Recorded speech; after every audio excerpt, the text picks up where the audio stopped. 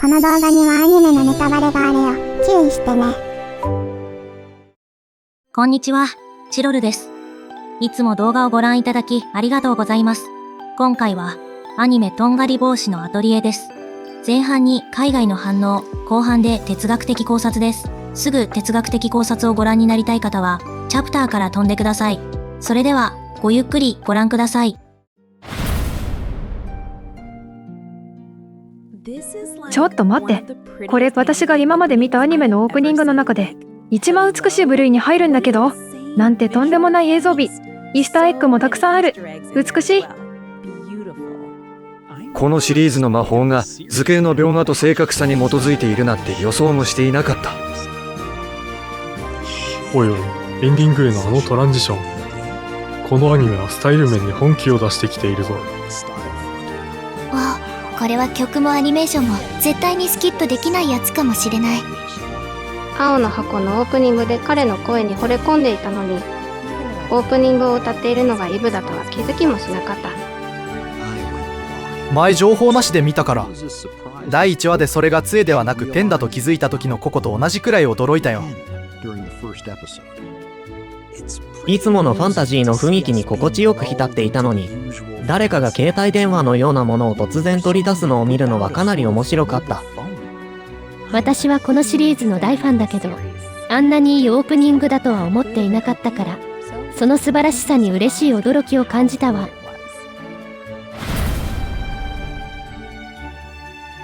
キーフリー、ちょっと牛乳買ってくる。あがっと、よく聞きなウジ虫。お勉強の時間よ。コメディな部分もバッチリ決まっている。ココが自分の服でラガットを拭こうとするシーンが大好きだった。追伸、キーフリーはマスター魔法使いで、マスター整備士で、さらにマスターシェフでもある。彼の才能に限界はあるの？デティアが可愛すぎる。彼女とココはありがとうの無限ループに陥っていたね。あと食べようって飛び込んできてお腹が鳴ったのも笑えた。子供たち、変な帽子をかぶった魔女を信用しちゃダメだぞ。路地裏に座って絵本を配っている怪しい魔女は魔法を学ぶための基礎にはならないんだ。このピンク髪の女の子は可愛いな。彼女とココの組み合わせは甘すぎて糖尿病になりそうだ。お隣の天使様を見て免疫をつけていなかったら危なかった。だって彼は小さな子供が実弾入りの銃を振り回して、それを母親に向けて発砲するのと同じようなことをするのを見たばかりなんだから。間違いない。妻に気に入りそうな新しいアニメがあるよと伝えて、2話を見終わった後、なんで3話を始めないのって聞かれたよ。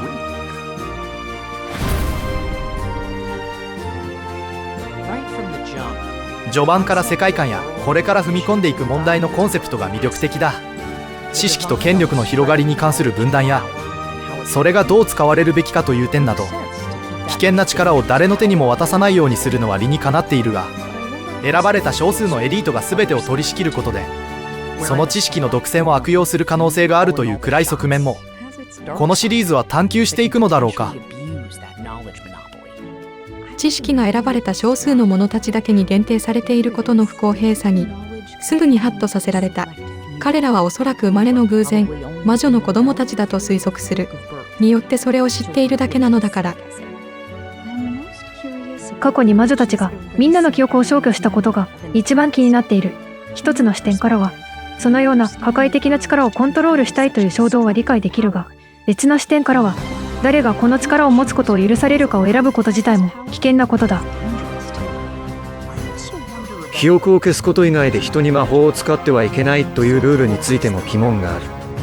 癒すための魔法さえも禁止されているのは奇妙に思える。例えば作中で示されたように、円が閉じていなければ魔法は発動しない。だから必要なものを全て描いておいて、円の小さな一箇所だけを開けたままにしておくことができる。そして実際に魔法を発動させる必要があるときにそこを閉じるだけでいい。これによりとっさの状況でより使いやすくなる。キーフリーが語った魔法の歴史についてだが、現在のシステムや魔女たちが情報の制限を行い人々の魔法の記憶を奪っている真の悪役なのではないかと思わずにはいられない。禁書を広めている者たちが魔法は世界に自由で開かれたものであるべきだと信じる単なる反逆者のグループだとしたらどうだろうか。一つ疑問に思ったことがある。アナットは自分たちは弟子になるために人生の全てをかけて努力し、テストに合格しなければならなかったと言っている。そもそも彼らはどうやってテストに選ばれたのか。外部の人間と選ばれた人間を分けるものは何なのだろうか。アガットは何よりも努力を重んじるタイプのようだ。ココが残酷な偶然の幸運によってアトリエにやってきたことに彼女はどこか侮辱を感じているのだ。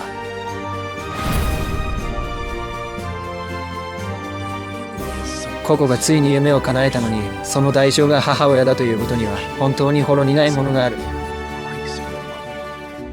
あのパンをちぎるアニメーション、本当にこの作品の制作には多くの愛情が注ぎ込まれている。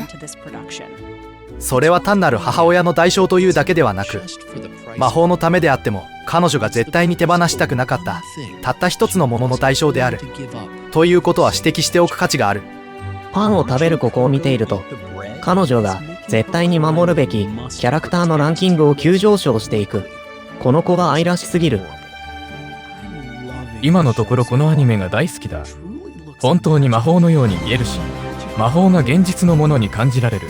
各エピソードが絵本の1ページのように静止したシーンで終わる演出が大好きだ。魔法使いの呪文の熟練度が描画や芸術的な一貫性と結びついたシステムによって目に見えて明らかになるのが、私には果てしなくクールに思える。前話でのココへの怒鳴り方からキーフリーは厳格なタイプの先生かと思っていたが、実はとてもフレンドリーで理解のある人だと分かった。そのニュースがすぐに広まったにもかかわらず、彼は事件のことを彼女のせいにはしなかった。第1話はアニメーションやアートスタイルの強調に焦点を当て、第2話は世界観の説明や他の生徒たちの紹介により焦点を当てていたように感じる。物語に完全に引き込むために2話同時放送にしたのはいいと思う。海外の反応どうだった？すっごく面白かった。今回は長文が多かったね。すごく深い考察してる人が多くて、さすがレディットだって思ったよ。レディットには考察好きが多いし、みんな語るからね。今回も海外コメントから考察していくんだね。うわ、長いけど僕頑張る。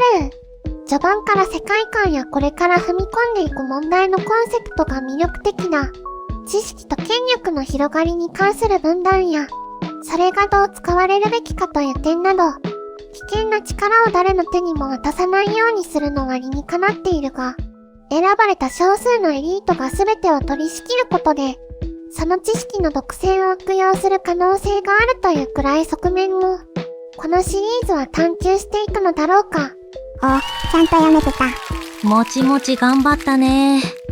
さて、このコメントが体現しているのは、フランスの哲学者、ミシェル・フーコーが提唱した、権力、知、ポワール・サボワールという概念だよ。フーコー先生だ。面白いおじちゃん。そうだね。この間来てくれたフーコー先生だね。作中の魔法使いたちは、人々を危険から守るという大義名分で、魔法という強大な知識を独占し、その情報を隠蔽して世界を管理しているとも言えるよね。フーコー先生、そんな話してたな。誰が知ることを許されるかを決めるものが、世界のルールそのものを決めるものになる。その危険性をフーコー先生が説いたように、このコメントも同じことを言ってるよね。なるほど。次は僕だね。知識が選ばれた少数の者たちだけに限定されていることの不公平さに、すぐにハッとさせられた。彼らはおそらく生まれの偶然、魔女の子供たちだと推測する。によってそれを知っているだけなのだから。このコメントは、アメリカの哲学者、ジョン・ロールズの思想と深く重なるよ。ロールズは著書正義論の中で、公正としての正義を提唱したんだ。個人の努力ではどうにもならない。生まれ持った境遇の偶然性によって、人生の機会が不平等に分配される社会は不公正であると主張したんだ。魔法という特権的な知識へのアクセス権が、ただ魔女の家系に生まれたか否かという偶然に依存しているとしたら、それはロールズの言う不公正な社会そのものだよね。偶然ここが何の努力もなくやってきて、アガットは自分は努力してきたのに、と怒ってるのかもしれないけど、そういう家に生まれて魔法を学ぶ機会があったという、たまたまの生まれの偶然を自分も持ってることには気づいてないよね。なんかすっごく怒ってたもんね。テストって何するんだろうね。ねえ、何をするんだろうね。じゃあ最後のコメントだよ。キーフリーが語った魔法の歴史についてだが、現在のシステムや魔女たちが情報の制限を行い、人々の魔法の記憶を奪っている真の悪役なのではないかと思わずにはいられない。禁書を広めている者たちが、魔法は世界に自由で開かれたものであるべきだと信じる。単なる反逆者のグループだとしたらどうだろうか。このコメントが体現しているのは、イタリアの哲学者であり、思想家でもあるアントニオ・グラム氏が提唱した文化的ヘゲモニーという概念だよ。私のことを話してるのかな。まあ、びっくりした。また誰か来た。はじめまして。私はアントニオ・グラムシ、イタリアの思想家だ。イタリア、ピザとパスタの国だね。お腹空いてきた。パスタ食べたい。イタリア料理は美味しいからね。でも、私が考えていたのは、もっと別の話なんだ。君たちさっき、魔法の本当の仕組みについて話していただろう。魔法って特別な才能だと思ってたのに、本当は誰でも描ける技術だったなんてびっくりしたよ。そこなんだ。私がここに来た理由は、まさにその話を聞いたからなんだよ。どういうこと？この世界の魔法使いたちは、私が考えたヘゲモニーという仕組みを完璧に使っているからね。ヘゲモニー。新しいパスタの名前？違うよ。ヘゲモニーというのは暴力を使わずに人々の常識を操って支配する仕組みのことなんだよ。常識を操る？そう。王様が軍隊で力ずくで押さえつけるのは分かりやすい支配だよね。でも一番恐ろしいのは支配されている人たち自身にそれが当たり前で正しいと思い込ませることなんだ。あ、それって僕が冷蔵庫のプリンを隠して、これは選ばれしカエルしか食べちゃいけない伝説のプリンだぞって、ティオちゃんに嘘をつくのと同じ？もちもち、あのプリン嘘だったの？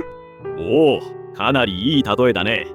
ティオ太郎くんが信じてしまったように、嘘もみんなが信じれば常識になる。魔法使いたちは、魔法は生まれつきの特別な才能という嘘を世界の常識にして、自分たちの特権を守っているんだ。でもなんで記憶まで消すの？そこまでしなくても。いい質問だ。ヘゲモニーにとって一番怖いものは何だと思う？強い武器。違う。一番怖いのは、本当は誰でもできるという真実に気づかれることなんだよ。だから、記憶を消すという厳しいルールで、常識のほころびを徹底的に塞いでいる。プリンは誰でも食べられるってバレたら、僕の特権がなくなっちゃうもんね。もちもち、今日の晩ご飯はお預けだよ。そんな。まあまあ。でもこの完璧に見えるヘゲモニーにも対抗する者たちが現れるんだ。主人公、ここに魔法の絵本を売った人がいただろう？あの怪しい人？彼らはただの悪者に見えるかもしれない。でも私の目から見ると対抗的ヘゲモニーを作ろうとしている人たちなんだ。対抗的ヘゲモニー？今の常識を壊して新しい常識を作ろうとする動きのことだよ。彼らは魔法は誰にでも開かれているべきだという新しい常識を広めようとしているのかもしれない。プリンはみんなで分けるべきだっていう革命軍だね。その通り。支配する側の常識とそれを壊そうとする側の常識のぶつかり合いが歴史を動かしていくんだ。そっか、じゃあココちゃんもその真実にたまたま触れちゃったんだね。そうだね。ココはまだ魔法を学び始めたばかりの女の子だ。でも彼女が特別な血筋ではなく、ただ一生懸命に線を引いて魔法を描こうとしていること。それ自体がこの世界の巨大な嘘に対する小さなでも確かな希望なんだよ。ただ線を引くだけなのに、なんだかすごく大きな意味がある気がしてきた。常識を疑うことはいつだって小さな一歩から始まるからね。私も昔独裁政権の牢屋に入れられながらノートに世の中の常識について書き続けたんだ。体は閉じ込められても思考の自由までは奪えなかったからね。あれ、それってこの前来た精神科医のフランクル先生と全く同じこと言ってる。悲しみに仕事を与えたって言ってた。おお、フランクル先生に会ったのか。確かに私たちは似たような状況でペンを握った。でもその自由な心で何をしたかは少し違ったんだよ。どう違うの？フランクル先生は心の内側に向かった。極限の収容所の中で自分の魂だけは守り抜こうとした。暗闇の中で自分だけの飴玉を大切に舐めてたんだね。私は外側に向かった飴玉で我慢するんじゃなくて、牢屋の中で誰でも美味しいケーキを作れる秘密のレシピを書いて、牢屋から出てみんなに届け続けたんだ。秘密のレシピ、それなら誰にも怒られないで、みんなでケーキが食べられるね。なるほど、出番じゃなくて作り方を教えちゃえばいいんだ。そういうことだ。ケーキは特別な人しか食べられないという嘘の常識を知識を広めることで内側から変えようとしたんだよ。そういえばこの前風光先生が来た時は、なんだか怖くて眠れなくなりそうだったよ。風光は正直な人だよ。世界の怖い仕組みを隠さずに見せてくれる。でも私は怖さを見た上で、じゃあどうするの方が気になってしまったんだ。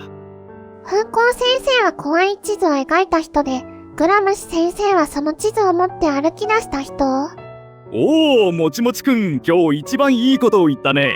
食べ物の例えじゃなかった。珍しい。置かれた状況が違ったから自由の使い方も違ったけど、どちらも間違っていない。心を救う道と世界を変える道、両方が必要なんだよ。飴玉も秘密のレシピも両方大事ってことだね。まさにその通り。だからこの魔法の世界でも同じことが言えるかもしれない。さっき話した魔法の絵本を配っている連中の話を覚えているかい？あ、ココちゃんに魔法の絵本とペンを売った怪しい人。彼らは魔法は誰にでも開かれているという新しい常識をこっそり広めようとしているのかもしれないんだ。まあでもあんな怖い魔法が描かれた絵本を小さな子供に渡すのはどうかしてるけどね。そうそう、最高級のプリンの味を子供が知るのはまだ早いと思う。本当にもちもちくんは食べ物のことしか興味ないんだな。さて、絵本を渡した者たちが本当はいい人たちなのか、それともやっぱり悪い人たちなのか、このアニメのこの先がとても楽しみだよね。さて、僕はそろそろ行くよ。もう行っちゃうの？もっと聞きたい。じゃあ最後に一つだけ。これが当たり前と言われてもすぐに信じ込まないでほしいんだ。誰がその当たり前を作ったのか、なぜそれが広まったのかを考えてみる。それがヘゲモニーに対抗する第一歩なんだよ。ちゃんと覚えておくよ。僕もプリンの真実を広める民を思うインフルエンサーになる。まずは謝ってよ。君たちと話せて楽しかったよ。また別の物語で会おう。また来てね。バイバイ。アントニオ・グラムシ。1891年1月22日。イタリア・サルデーニャ島のアレスという小さな村で生まれました。7人兄弟の4番目で、幼い頃に父親が収監されたため、家庭は極貧状態に陥ります。さらにグラムシ自身、幼少期に脊椎カリエスを患い、生涯にわたって体の不自由を抱えることになりました。身長も150センチに満たなかったと言われています。それでも彼は猛烈な読書家で、奨学金を得てトリノ大学に進学します。トリノで工場労働者たちの姿を目の当たりにしたことが、彼の思想の出発点になりました。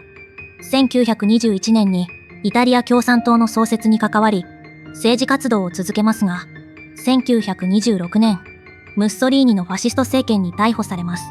検察官は法廷でこう言ったと伝えられています。この男の脳みそを20年間動かせないようにしなければならないと。しかし皮肉なことに、獄中でこそグラムシは最も深く考え、書き続けました。獄中で書き記したノートは、後に獄中ノートとしてまとめられ、20世紀を代表する政治哲学の古典となっています。グラムシが生み出した概念で特に有名なのが、ヘゲモニー、覇権です。支配とは軍事力だけでなく、文化教育メディアを通じて、人々の常識そのものを形成することで成立する、という考え方です。なぜ人々は、自分たちを抑圧する体制に自ら従うのか、という問いへの鋭い答えでした。1937年4月に17日、長年の獄中生活で体を壊したグラムシは、釈放からわずか6日後に亡くなります。46歳でした。脳みそを止めようとした権力に対し、グラム氏は最後まで考え続けたのです。